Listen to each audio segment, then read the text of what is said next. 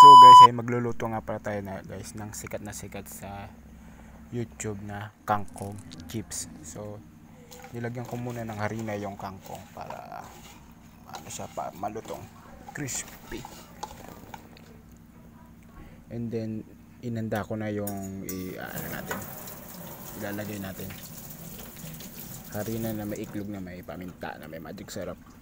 Tapos hinalo-halo natin.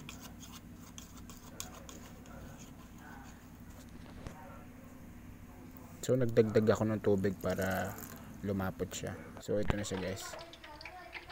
Mas malapot na ganyan, pwede na yan. So sinutay-sutay ko na yung kangkong. Tapos nagpainit na rin ako ng mantika. So ito na siya guys, pinirito ko na. So ito na yung kinalabasan niya. Yeah. May mga iba pa hindi pa luto.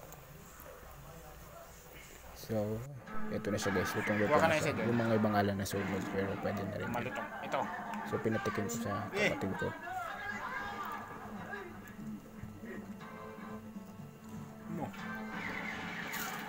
Crunchy.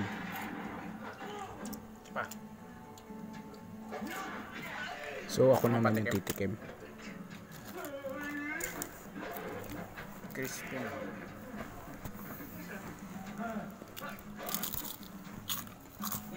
Lutong.